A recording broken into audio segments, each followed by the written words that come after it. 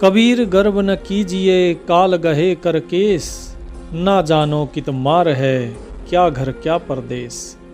सतगुरु कबीर साहिब कहते हैं कि कभी गर्व नहीं करना चाहिए, किसी भी चीज का गुमान नहीं करना चाहिए, अहंकार नहीं करना चाहिए, क्योंकि वो काल आपके केस पकड़े हुए है, आपकी गर्दन उसके हाथ में है, उसका भरोसा नहीं है वो कहाँ मारेगा, वो घर में मारेगा कि बाहर मारेगा, देश में मारेगा या परदेश में मारेगा, इस चीज का किसी को नहीं पता है।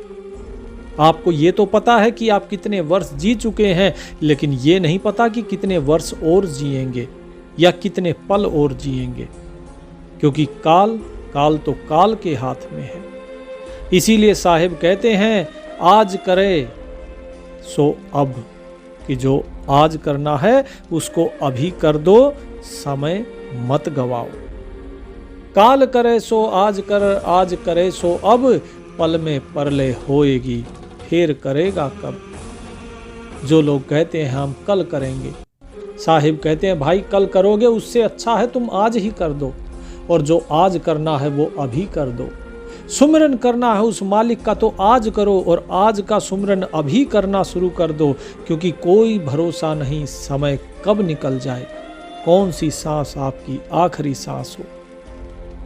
अभी कुछ ही दिन पहले की बात है, ये सेवक गया था, एक हमारे प्रेमी थे, उनकी अंतिम यात्रा में जब गए तो वहां देखा कि धू धू करके चिता जल रही है।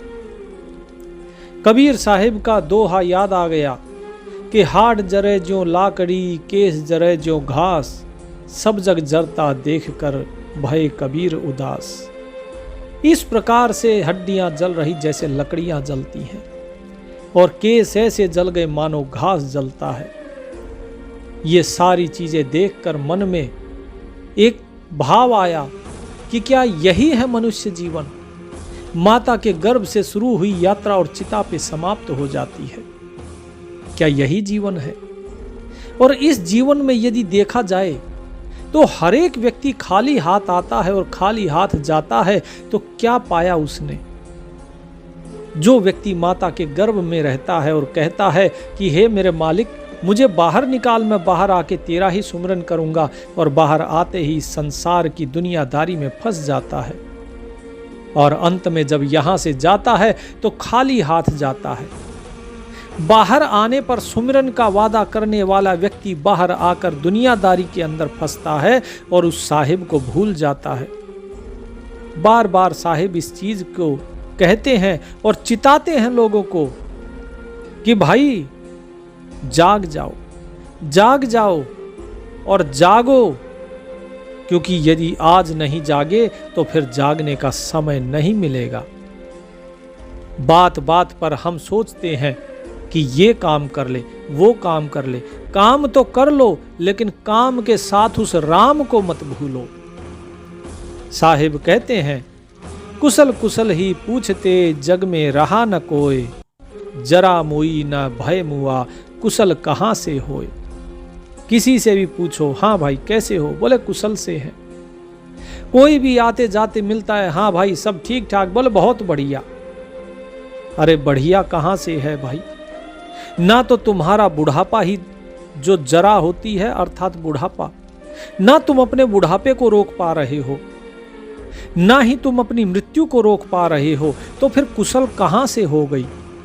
राम नाम सुमरन किया नहीं, जिस चीज के लिए आए थे जगत में वो कार्य किया नहीं, और केवल इस माया के अंदर फंस कर रह गए, और फिर से अब सारी उम्र अनेकों अनेक युगों तक अब 84 की जो योनियां है वो भोगनी पड़ेंगी। तो क्या लाभ है? इस माया से बाहर निकलो। साहिब कहते हैं कि भाई जिस प्रकार से लकड़ियां जलती हैं ऐसे तुम्हारी चिता में ये हड्डियां जल जाएंगी, घास के समान तुम्हारे ये केस जल जाएंगे। तो इसीलिए कबीर साहिब कहते हैं कि ये सारा जगत ही जल रहा है इसी प्रकार। जब तक जीवित रहते हैं तब तक ईर्ष्या द्वेष बैर भाव और क्रोध अहंकार की अग्नि में जलते हैं, और जब मर जाते हैं तो चिता की अग्नि में जलते हैं। ये सारा जगत ही मैं देख रहा हूं कि जल रहा है, और इसीलिए मैं बड़ा उदास हूं कि मनुष्य जैसा अनमोल जन्म मिला जिसके लिए देवता भी याचना करते हैं। धन्य भाग मानुष तन पावा, सुर दुर्लभ सब ग्रंथन गावा। सभी ग्रंथ कहते हैं देवताओं को भी मनुष्य योनि दुर्लभ है, और ऐसी मनुष्य योनि जिसको मिलती है वो इसे ऐसे ही व्यर्थ गवा रहा है। तो जरा बताइए, इससे बड़ा अभागा कौन होगा? कोई भी तो नहीं। अरे मेरे भाई, 2 पल की ये जिंदगी है, कोई भरोसा नहीं है कब ये फड़फड़ाती हुई बाती इस दीपक की बुझ जाए। तो इससे बेहतर है कि जब तक ये बाती जल रही है तब तक सुमिरन कर लिया जाए, परमात्मा का नाम ले लिया जाए।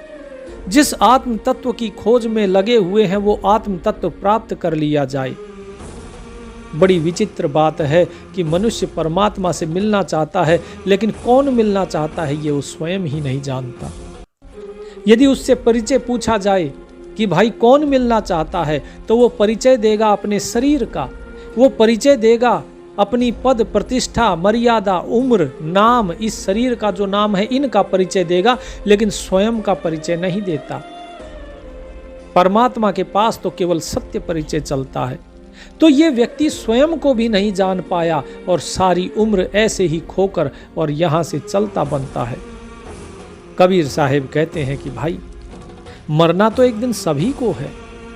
कौन है जो इस संसार में नहीं मरा है? राम गयो रावण गयो जाका बहु परिवार, कहु नानक हरि भज बना सपना जो संसार। गुरु नानक देव जी भी ये चीज कहते हैं कि राम भी चला गया, रावण भी चला गया, दोनों ही चले गए। चाहे कोई भगवान हो चाहे राक्षस हो, सभी को जाना होता है। अनेकों अनेक उनके पुत्र थे, पुत्रियां थी, 1 लाख पूत 1.25 लाख नाती, ता रावण घर दिया न बाती। लेकिन वो भी चले गए। ये संसार एक सपने के समान है, हर एक को चला जाना है। तो कबीर साहिब कहते हैं कि भाई इसीलिए तुम इन सारी भेदों को छोड़ो। ये सारे भेद तुम्हारे काम नहीं आएंगे। जो संसार की जो चतुराई है ये तुम्हारे काम नहीं आएगी। इसीलिए क्या करें? बोले सुमिरन करो, साहिब का सुमिरन करो और उससे प्रेम करो। जब तक उससे प्रेम नहीं होगा तब तक बात नहीं बनेगी। प्रेम कैसा हो?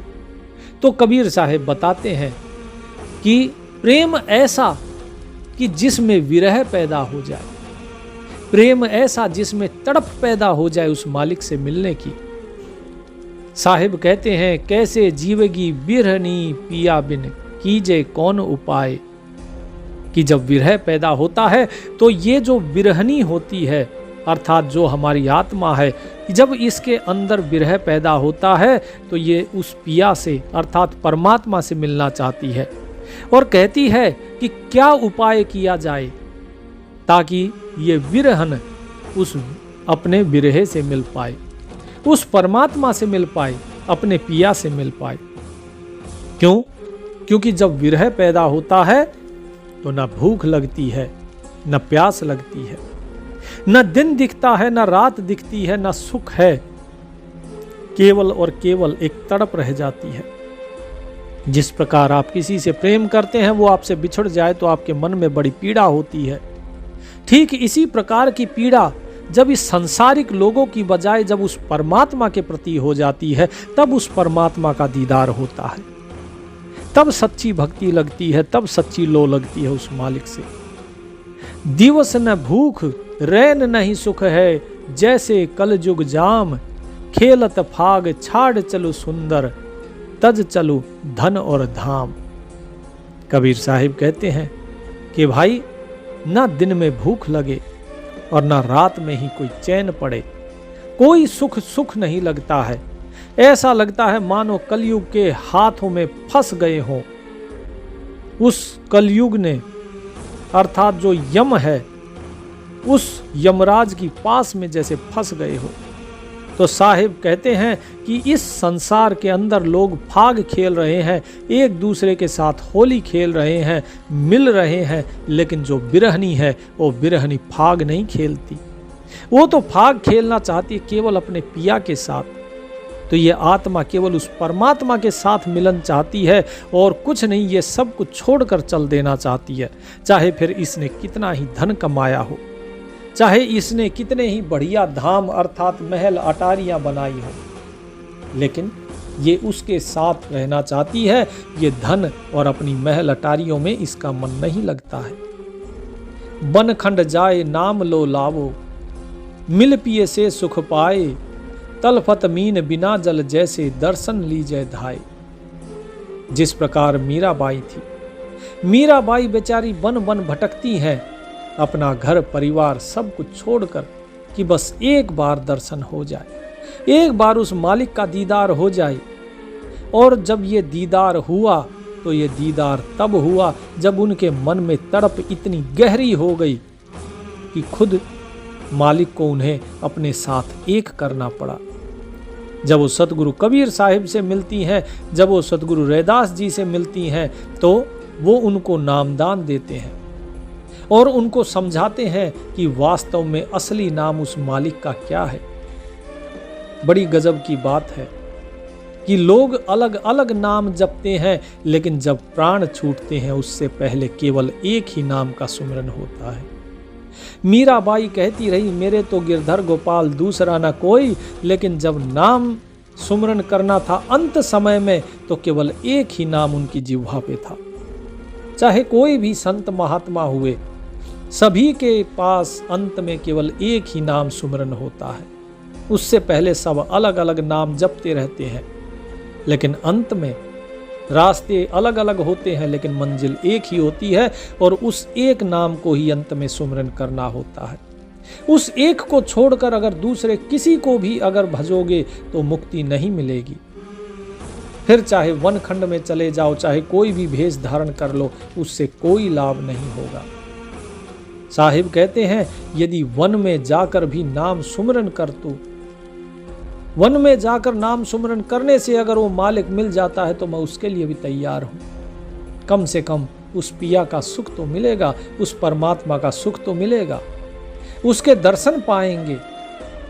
लेकिन जब तक दर्शन नहीं हो रहे तब तक इस प्रकार से हम तड़प रहे हैं जैसे जल के बिना मछली तड़पती है। इस प्रकार का प्रेम होना चाहिए कि यदि परमात्मा का नाम सुमिरन अगर छूट जाए तो मन तड़पने लग जाए। चाहे कुछ भी हो, नाम का सुमिरन नहीं छूटना चाहिए। अक्सर आपने देखा होगा आजकल के जो टेलीविज़न वगैरह ये सब चीज़ें हैं, इन्होंने हमारी संस्कृति, सभ्यता, हमारी भक्ति सब को बिगाड़ कर रख दिया है। टीवी में कोई ऐसी चीज़ आती है जो बहुत ही आपको अच्छी लगती है, रोचक लगती है, उस समय यदि टीवी के आगे कोई खड़ा भी हो जाता है, आप उसको डांटते हो, धमकाते हो, क्योंकि आपके मन में अब तड़प पैदा हो गई, नहीं क्या उसने बोला, क्या देखा, मैं वो देख नहीं पाया, क्या कहा वो मैं सुन नहीं पाया। ठीक इसी प्रकार की तड़प उस परमात्मा के लिए भी होनी चाहिए कि मेरा एक सांस चली गई बिना नाम के, मुझे नाम सुमिरन करना चाहिए था। साहिब कहते हैं, श्वास श्वास में नाम ले, वृथा श्वास मत खोए, ना जाने इस श्वास का फिर आवन होए न होए। एक भगत जी थे, उन्होंने हमें बताई थी कि किस प्रकार से भक्ति करी उनके पिताजी ने, और अंत समय में जब श्वास छूटी तो वो उस श्वास में नाम नहीं ले पाए। तो साहिब यही इशारा कर रहे हैं कि क्या पता अगली सांस आए या ना आए, इसीलिए एक श्वास भी व्यर्थ नहीं छोड़ना। वो काल खड़ा है, बिल्कुल सर के ऊपर खड़ा है। आपने देखा होगा बहुत से लोग जो भगत होते हैं कहते हैं असमय मृत्यु हो गई, अकाल मृत्यु हो गई। तो अकाल मृत्यु नहीं होती, काल ये देखता है कि भाई कौन भगत है और कौन सुमिरन कर रहा है। उसको ये रहता है कहीं ऐसा ना हो कि ये सुमिरन बंद करे और मैं भूल जाऊं इसे उठाना। वो ये चाहता है कि इसका सुमिरन किसी न किसी क्षण में इस प्रकार का हो कि ये अपना सुमिरन भूले और मैं उसे उठा लूं। वो आपके उसी श्वास का इंतजार कर रहा है। इसीलिए हर श्वास में नाम जपिए। कोई भरोसा नहीं है आपकी श्वासें कब पूरी हो जाएं। ये मत सोचना कि आपकी श्वासें पूरी होंगी उसके बाद ही काल उठाएगा। मैं बहुत बार ये चीज़ समझा चुका हूँ कि जब आप सत्संग सुनते हैं, जब आप सत्संग में लीन रहते हैं, जब आप नाम सुमरन में लीन रहते हैं, वो समय आपका ऐसा होता है जो काल के बंधन से मुक्त होता है, उसकी गिनती नहीं होती। जब आप किसी साधु संगत में बैठते हैं, किसी संत की शरण में बैठते हैं, तो काल के जाल से मुक्त होता है वो समय, उसकी गिनती वो नहीं करता है। तो इसीलिए इस चीज को समझिए। आपने देखा होगा जो भक्त थे पहले के समय में, जो बड़े बड़े भक्त हुए, उन्होंने स्वयं ही अपना शरीर छोड़ा।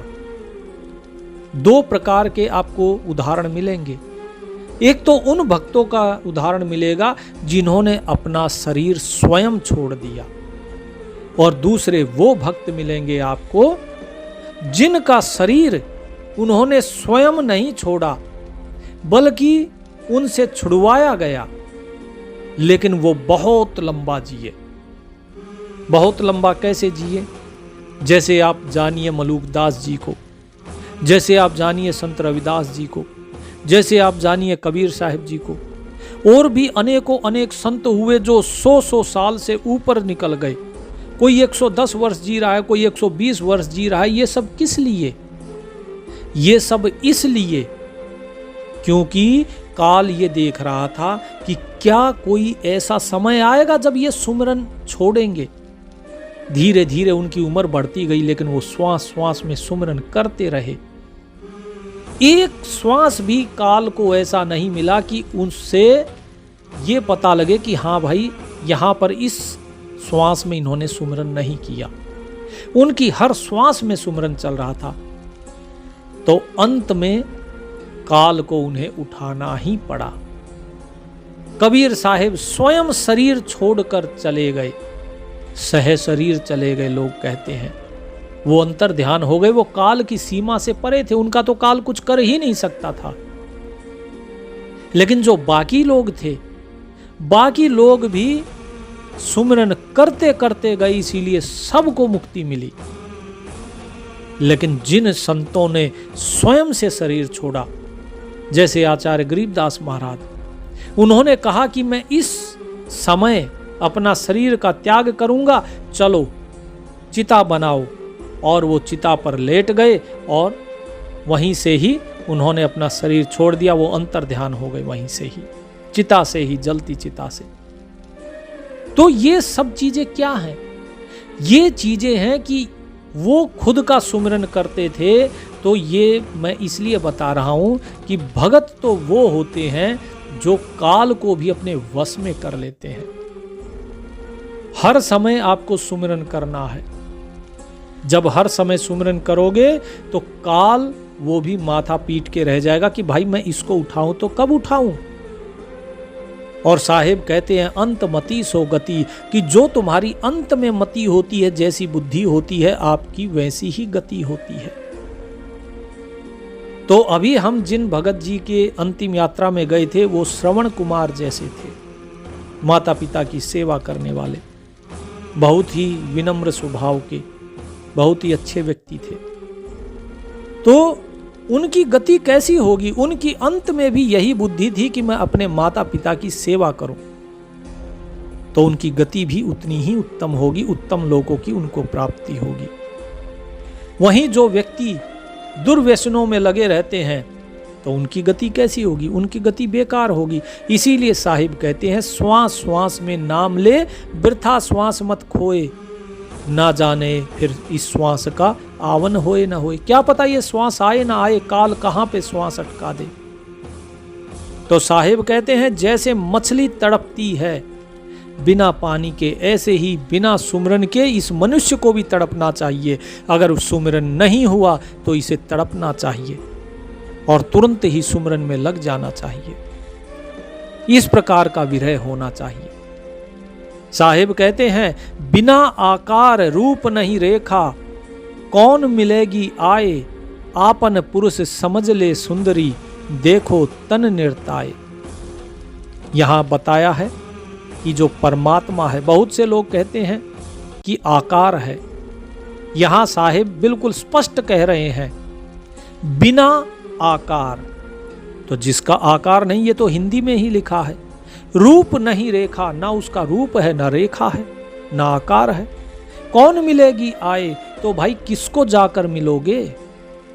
प्रश्न पूछा जा रहा है यहां पर आत्मा से कि भाई बताओ तो सही कि हे आत्मा, तुम जिस परमात्मा से मिलना चाहते हो उसका ना तो कोई आकार है, ना रूप है, ना रेखा है, तो मिलोगे किससे। अरे भाई मिला तो उससे जाता है ना जो दिखता है, तुमसे दूसरा कोई दिखेगा तभी तो मिलोगे ना।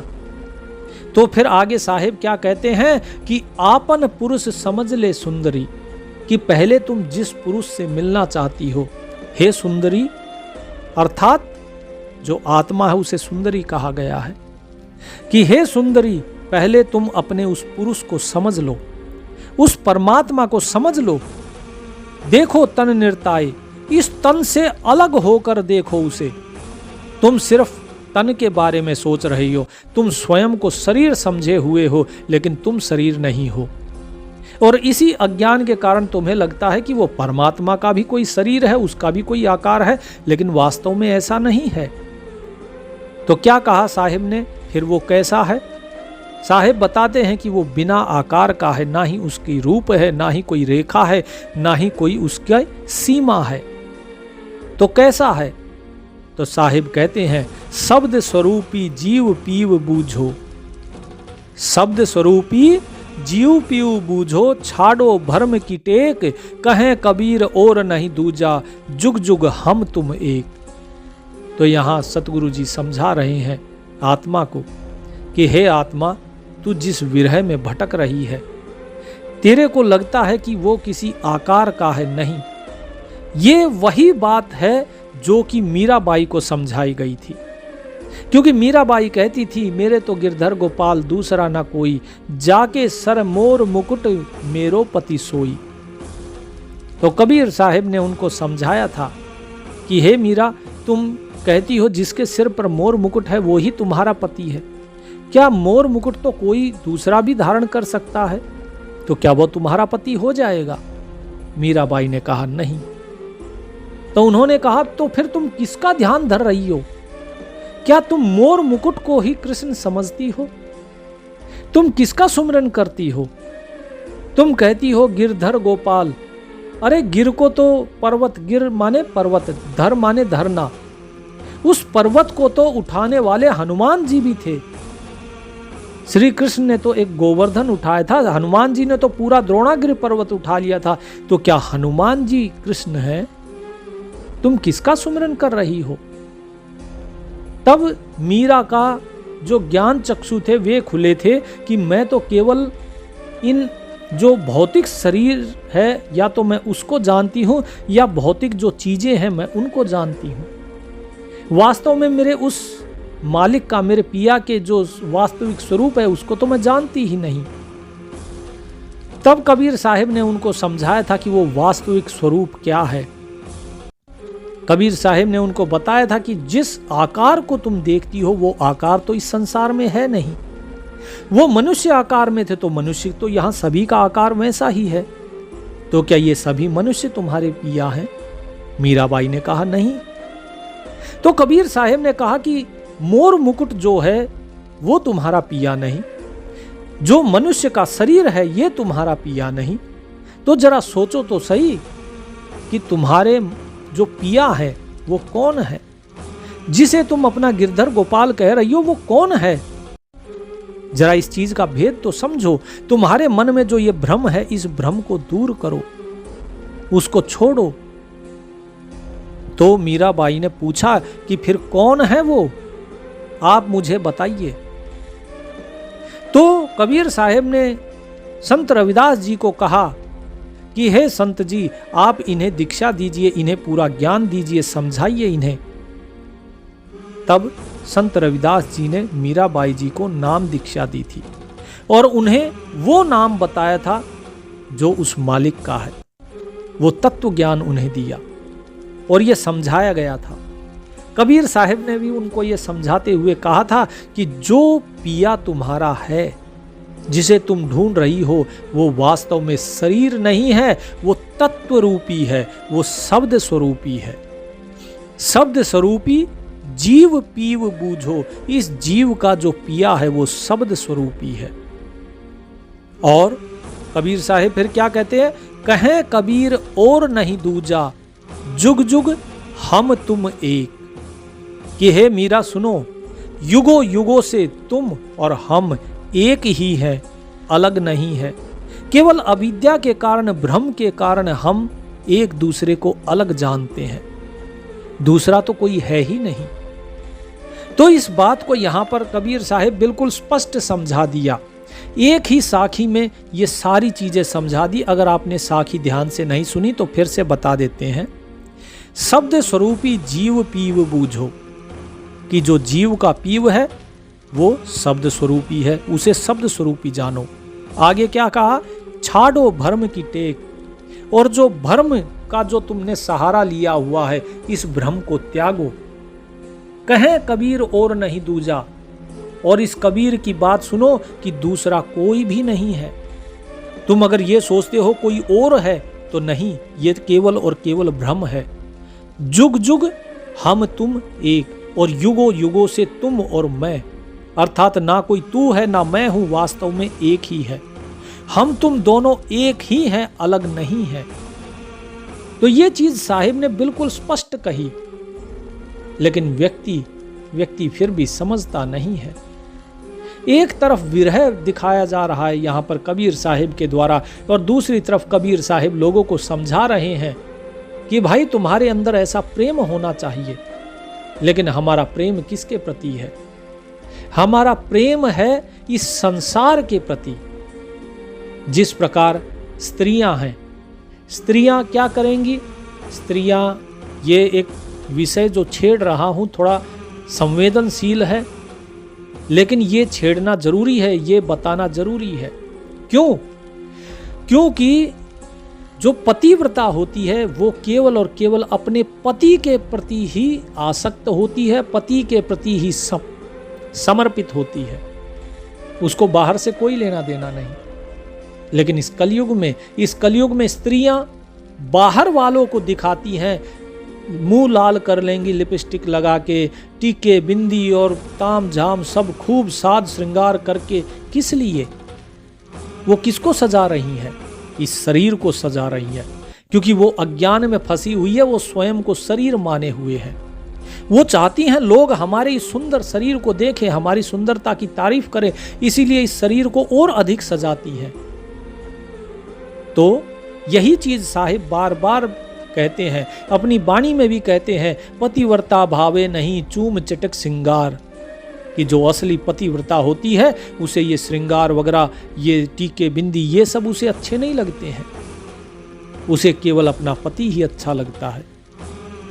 आजकल लड़कियां छोटे कपड़े पहनना शुरू कर दिया, और फिर कहेंगी कि नहीं जी हमारे कपड़ों के ऊपर क्यों टीका टिप्पणी की जा रही है, ये पुरुषों के लिए क्यों नहीं किया जा रहा? तो इस चीज का भी उत्तर सुनिए। जो स्त्रियां होती हैं वो स्वर्ण है, सोना है, और जो पुरुष है वो लोहा है। पुरुष के अंदर लोहे जैसी शक्ति है, ताकत है, लेकिन जो स्त्रियां होती हैं वो सोने के समान नरम होती हैं। लोहा आपको कहीं भी मिल जाएगा, लेकिन क्या सोना आपको इधर उधर कहीं गिरा मिलेगा? लोहा आपको गली गली में कहीं भी पड़ा मिल जाएगा, लेकिन सोना नहीं मिलेगा। इसीलिए सोने को संभाल कर रखा जाता है, क्योंकि सोने की कीमत होती है। और यदि सोना भी लोहे की तरह अगर गली गली में पड़ा रहेगा तो उसकी कोई कीमत नहीं होगी, कोई कदर नहीं होगी। यदि आपको गली में लोहा मिल जाए और सोना मिल जाए तो आप किसे उठाओगे? आप पहले सोने को उठाओगे, लोहे को छोड़ दोगे।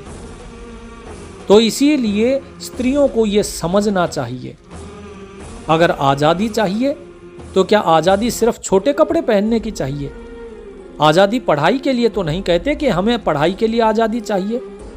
आप ये तो नहीं कहते हमें कुप्रथाएं जो हैं उनसे आज़ादी चाहिए। ये तो नहीं कहते कि हमें बुराइयों से आज़ादी चाहिए। ये तो नहीं कहते कि हम जो श्रृंगार वगैरह करते हैं, ये आर्टिफिशियल जो सुंदरता दिखाई जाती है, हमें इससे आज़ादी चाहिए। हम कभी आज़ादी इस काल से नहीं मांगते, हम आज़ादी संसार से नहीं मांगते। क्या सिर्फ छोटे कपड़े पहनने को ही आज़ादी कहा जाता है, ताकि जितना हो सके आप दिखा सकें? ये सारा शरीर का जो अंग प्रदर्शन है, ये सब क्या है? अर्थात इनकी आसक्ति केवल शरीर में है। यही तो अज्ञानता है। जब शरीर को ही सब कुछ माना जाता है, तो शरीर ही दिखाया जाता है कि देखो मेरा शरीर कितना सुंदर है। तो भगत जियों, ये सब कुछ माया है। इसीलिए जो स्त्रियों की तुलना ये दास सोने से इसीलिए कर रहा है, क्योंकि सोना भी माया है, क्योंकि उसको देखने से लालच पैदा होता है। ठीक इसी प्रकार कोई स्त्री अगर छोटे कपड़े पहनती है तो आसक्ति पैदा होती है। भगत का मन जो है उसमें आसक्ति पैदा होती है, और इसमें किसी भगत की गलती नहीं है। भगत को तो अपना मन को वश में करना ही है, लेकिन साथ ही साथ सुनार को भी अपने सोने को अपनी तिजोरी में ही रखना चाहिए, उसे बाहर नहीं फेंकना चाहिए। तो इस चीज को जब तक लोग समझेंगे नहीं, तब तक मूर्खतापूर्ण प्रश्न करते रहेंगे, अरे पुरुषों को क्यों नहीं कहते, स्त्रियों को ही क्यों कहा जाता है। ऐसे अनेकों अनेक प्रकार के लोग मिलेंगे आपको। लेकिन साहिब कहते हैं कि इन सब चीजों को छोड़ दो। जो इस प्रकार का आचरण कर रही हैं, इनमें कोई भी पतिव्रता नहीं है, क्योंकि पतिव्रता तो वो है जो सिर्फ अपने पति के साथ है, अपने पति के अलावा वो चाहती ही नहीं कि कोई उसे आंख उठाकर देखे भी। इसीलिए साहिब ने कहा, पतिव्रता भावे नहीं चूम चटक सिंगार। इस प्रकार से पतिव्रत धर्म का पालन करो और उस परमात्मा का सुमिरन करना चाहिए, उस परमात्मा के साथ एक रहना चाहिए। जो परमात्मा के साथ एक नहीं रहता, जो परमात्मा को अलग मानता है अपने से, तो जब तक अलग मानोगे तब तक मुक्ति नहीं है। लोग कहते हैं कि हम सतलोक जाएंगे। ठीक है जी, आप सतलोक जाओगे, लेकिन सतलोक जाना कौन चाहता है? क्या आपने कभी ये सोचा? जब कबीर साहिब से पूछा गया कि साहिब हमें परमात्मा का दर्शन कराइए, कबीर साहिब बोले कि ठीक है, बताइए अपना परिचय, मैं परमात्मा के पास अर्जी लगाता हूँ कि हाँ फलाना फलाना व्यक्ति आपसे मिलना चाहता है, बताइए आप कौन हो। तो क्या बताओगे? इस स्थूल शरीर का नाम बताओगे? ये नाम तो जब आप पैदा हुए थे तो लेके तो नहीं पैदा हुए थे, तो फिर क्या नाम है आपका? कौन हो आप? आप उम्र बताओगे तो उम्र तो आपकी घटती बढ़ती रहती है। 20 साल की उम्र में आप कोई और नहीं थे, और ना ही 40 की उम्र में कोई और हो जाओगे। आप जो हो आप तो वही रहोगे। ना आपकी उम्र आपका परिचय है, ना नाम आपका परिचय है, ना आपकी पद प्रतिष्ठा आपका परिचय है, आपके जो भी संस्कार हैं ये सब आपका परिचय नहीं है। तो जब तक आपको यही नहीं पता लगेगा आप कौन हो, तब तक कैसे आपको समझ में आएगी कि मिलना किसको है और कौन मिलना चाहता है? कैसे बताओगे, कैसे दोगे अपना परिचय?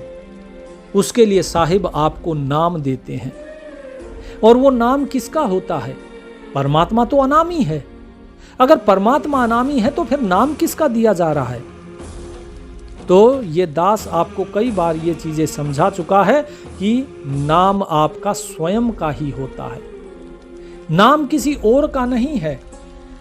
साहिब बार बार अपनी वाणी में आपको समझाते हैं कि निज नाम, जो अभी चल रहा है सुमरन का अंग, सुमरन के अंग में साहिब बार बार ये चीज समझाते हैं कि भाई निज नाम के बारे में बात हो रही है।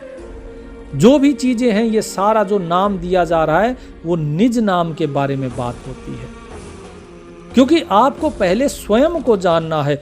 जब आप स्वयं को जानोगे उसके बाद ही तो आप किसी और को जान पाओगे। भाई आपके पास आंखें हैं तभी तो आप देख सकते हो ना दूसरे को, तो दूसरे को देखने के लिए पहले आंखें भी तो होनी चाहिए, और आप अपनी आंखों से स्वयं को तो देख नहीं पाते हो, आप दूसरे को ही देखते हो। तो स्वयं को कैसे देखोगे? स्वयं के बारे में पहले जानना तो पड़ेगा। जब प्रश्न पूछा जाता है कि अविनाशी के नाम में, ध्यान से सुनिए, अविनाशी के नाम में कौन नाम निज मूल, सूरत नृत्य से खोज ले बांसबड़ी के फूल। कि भाई अविनाशी का जो नाम है वो तो अनामी है, तो फिर इसमें हमारा मूल कहाँ है? कौन नाम निज मूल? हमारा जो निज मूल है, हमारी जो जड़ है वो कहाँ है? हमारा नाम क्या है? हम कौन है? परमात्मा का तो नाम जान लिया, लेकिन खुद के नाम को क्या जानते हैं? नहीं जानते हैं। तो साहिब कहते हैं कि उसको सुरत नृत्य के द्वारा खोजा जाता है। तो सुरत नृत्य के द्वारा आपको स्वयं को ही खोजना है। और क्या कहा कि वो जब आपको पता लगेगा, सुरत नृत्य के द्वारा तब खोजा जाएगा जब आप उस सोहम नाम का सुमरन करोगे। सोहम सुरती लगाइए गुण इंद्री से बंच, नाम लिया तिब जानिए जब मिटे सकल प्रपंच। जब सारे प्रपंच मिट जाए तब समझना कि आपने वास्तव में नाम सुमरन किया है।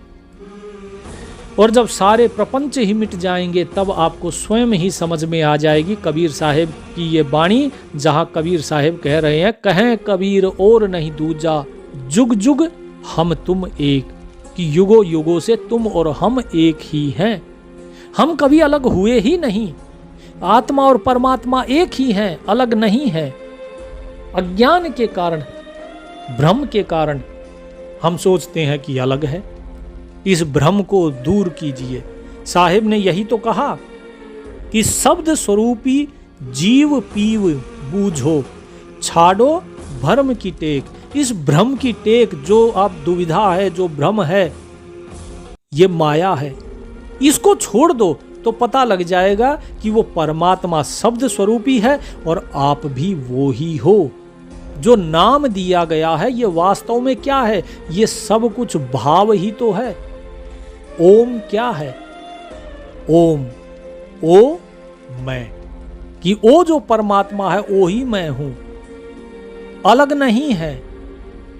लेकिन हम अज्ञान के कारण एक दूसरे को अलग मानते हैं अपने से। अरे जब सब कुछ वही परमात्मा ही है तो अलग कौन है? अगर आप में भी वही परमात्मा है तो दूसरे में भी तो वही है, तो फिर अलग क्यों देखते हैं? अलग देखते हैं अज्ञान के कारण, क्योंकि अभी तक अनुभव किया नहीं है, सिर्फ सुना है। तो इसीलिए मैंने कहा कि सत्संग आप सुनिए, लेकिन सत्संग सुनने के साथ उस पर अमल भी कीजिए। जब आपको लोगों ने ये बताया कि आपका नाम टीनू, मीनू, सीनू जो भी हो, अजय, विजय जो भी हो, ये नाम, मान लीजिए किसी ने आपका नाम रख दिया अजय, आपके माता पिता ने रख दिया, आप लेकर तो पैदा नहीं हुए थे, लेकिन आपने ये चीज मान ली कि हाँ मेरा नाम अजय है। ये आपने माना, आपने जाना थोड़ी ना है कि आपका नाम अजय है। कोई प्रमाण है आपके पास कि आपका नाम अजय है? आपके माता पिता ने कहा आपका नाम अजय है, आपने मान लिया बिना किसी प्रमाण के। तो जब वो परमात्मा आपको ये कहते हैं, सतगुरु आपको ये कहते हैं कि भाई आप सोहम हो, आप और वो मालिक दोनों एक ही हो, ओ मैं, सो अहम, वो ही है हम, तो उस चीज को क्यों नहीं मानते हो? ये नाम क्यों दिया जाता है? लोग पूछते परमात्मा नामी है तो नाम किस लिए दिया जाता है? नाम इसलिए दिया जाता है ताकि आपके अंदर जो ये अज्ञान भर दिया गया है संसार का कि ये आपका नाम है, आप उससे मुक्त हो जाओ और ये समझ पाओ कि वास्तव में जो आपका नाम है वो आप नहीं हो, आप वो हो जो अनामी है, वो आप हो। अब जैसे मान लीजिए एक बल्ब है, एक पंखा है, एक कूलर है, एक टीवी है, सब कुछ है। अब ये सब अपने अंदर मैं लगा के बैठे हुए, मैं पंखा हूं, मैं कूलर हूं, मैं टीवी हूं, मैं ये हूं, मैं वो हूं, लेकिन वास्तव में ये सब क्या है? ये सब कुछ केवल ऊर्जा है, ऊर्जा से बना हुआ है, ऊर्जा से ही चलता है। बिना करंट के, बिना बिजली के इनका कोई अस्तित्व है ही नहीं। तो सब कुछ वो बिजली ही है, इनके अंदर चलने चलाने वाला, सब कुछ करने वाला वो बिजली ही है। पंखा नहीं चल सकता अपने आप, बल्ब अपने आप नहीं चल सकता, कूलर नहीं चल सकता, टीवी नहीं चल सकता, सब कुछ बिजली से ही चलता है। कोई भी उपकरण हो, हर चीज के पीछे केवल अगर कुछ है तो वो बिजली है। तो चलते हुए पंखे के अंदर अगर कोई चीज है तो वो पंखा अलग नहीं है, वो बिजली ही है जो उसे चला रही है, और उसी को आपको जानना है। वही चीज तो आपको समझानी है, समझनी है कि मैं वो हूं, उसके अलावा मैं कुछ हूं ही नहीं। उसके अलावा जो भी कुछ दिखाई दे रहा है ये सब धोखा है, भ्रम है, माया है। इसीलिए जो कहा गया ना, ओंकार ईश्वरी माया, ओम आदि माया महतारी, ये सारी वाणी क्यों बताई गई हैं? इसीलिए बताई गई है कि भाई आप इस भेद को समझो। और यदि इस भेद को ही नहीं समझे तो फिर कितना ही राम राम करते रहो, उससे कोई लाभ नहीं है, तो तोते वाला ज्ञान हो जाएगा। तो ये दास आपको बार बार कहता है, भगत जियो अनुभव करो, भगत जियो सुमिरन करो, बिना एक भी श्वास नागा किए आपको सुमिरन करना है। एक श्वास भी मत चूको, सुमिरन करो। और सुमिरन करते रहोगे तो एक दिन स्वयं के स्वरूप को जानोगे, और जब स्वयं का स्वरूप जानोगे तब आप कबीर साहिब की तरह बोल पाओगे। क्या? जो कबीर साहिब ने कहा था कि लाली मेरे लाल की जित देखूं तित लाल, और लाली देखन मैं चली तो मैं भी हो गई लाल। कि अपने मालिक के नूर को, उसके प्रकाश को, उसके दीदार के लिए मैं चला था, लेकिन उसको जाकर जब देखने लगा तो उसके नूर में मेरा नूर समा गया, अर्थात मैं और वो दोनों एक ही हो गए।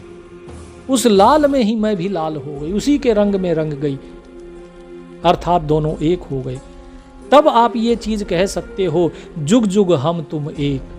लेकिन अभी नहीं कह सकते, क्योंकि अभी तो हम स्वयं को ही नहीं जानते।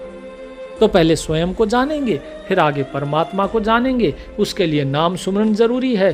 तो नाम सुमरन पूरी श्रद्धा भाव के साथ करते रहिए।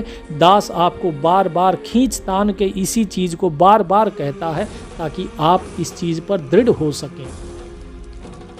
तो परमात्मा का सुमरन कीजिए भगत जी, प्रेम और विरह मन में पैदा कीजिए, और या फिर ज्ञान मार्ग पे चलते हैं तो अनुभव कीजिए, तभी कल्याण होगा। परमात्मा आप सब पर कृपा बनाए रखें। सत साहिब।